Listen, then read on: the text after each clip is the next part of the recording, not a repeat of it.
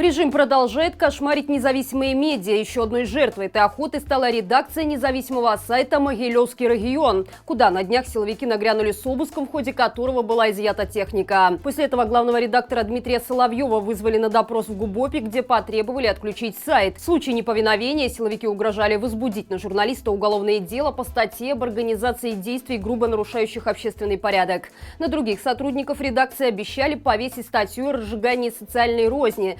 Такие угрозы коснулись журналистов, которые работали над видеосюжетом о милиции. После случившегося часть видео на YouTube-канале Могилевского региона пришлось удалить, а некоторые журналисты медиа, в том числе Дмитрий Соловьев, были вынуждены покинуть страну. Свою работу редакция сайта прекращать не намерена. Отметим, что сотрудники этого независимого регионального СМИ ранее систематически подвергались преследованию со стороны приспешников режима. В сентябре прошлого года главного редактора задержали, когда он освещал события на марше единства, и осудили на сутки за якобы участие в несанкционированном мероприятии. Кроме того, в мае журналисты Олесь Бураков и Владимир Лапцевич получили по 20 суток ареста по той же административной статье за работу у здания суда Могилевской области.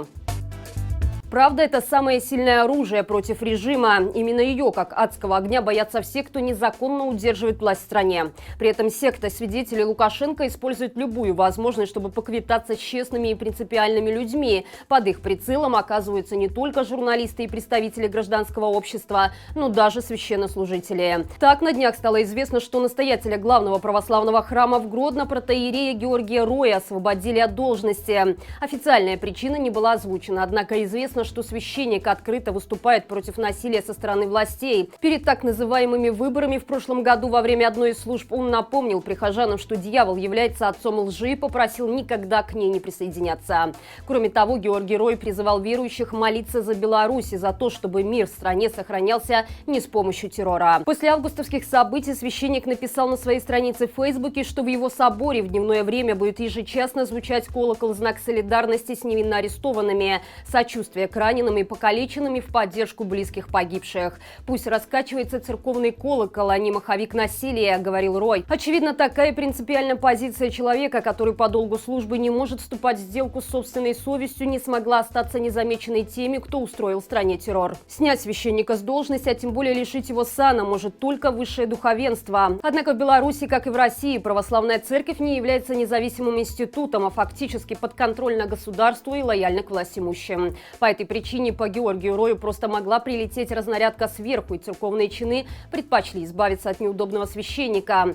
Известно, что его должны перевести на службу в другой храм, скорее всего, в деревню Квасовка под Гродно. Отметим, что этот случай уже не первый в областном центре. Ранее от должности был отстранен архиепископ Гродненский Волковыский Антоний, который, как и Григорий Рой, выступил против насилия со стороны силовиков.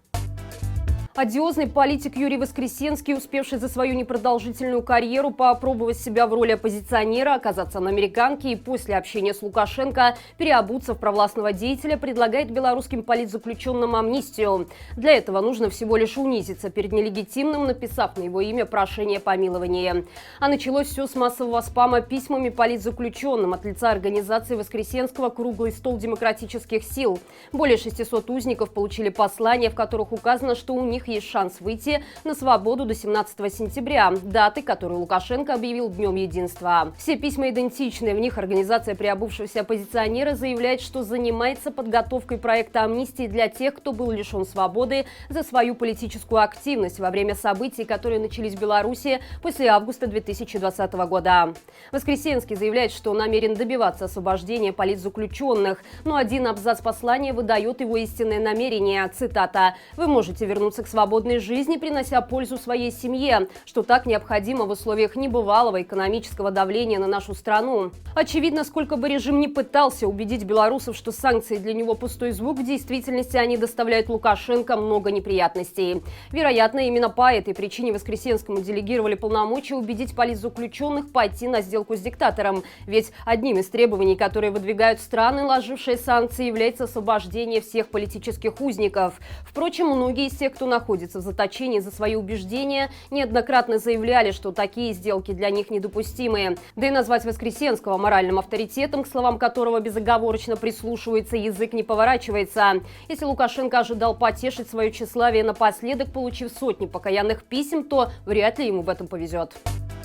После того, как в США возобновили санкции против Нафтана, руководство не нашло ничего лучше, кроме как закрутить гайки потуже и начать кошмарить своих сотрудников. Так, гендиректор предприятия Андрей Сойко решил переделать правила внутреннего распорядка под себя и издал новый указ, согласно которому он сам на основании так называемых служебных записок, в народе именуемых доносами, будет решать, кого отстранить от работы, а кого миловать. Особое внимание самоуправленец уделяет именно призывам к забастовкам, хотя на фоне последних событий дела у завода и без того идут плохо. Поэтому любителю совдепе и стоило бы подумать о том, как справляться с убытками, которые намечаются у предприятия из-за санкций, а то с таким эффективным менеджментом можно быстро попасть в список заводов на ликвидацию. Польские власти объявили в розыск белоруса. К счастью, столь пристальное внимание наш соотечественник получил не за совершение преступления, а за уборку в лесу.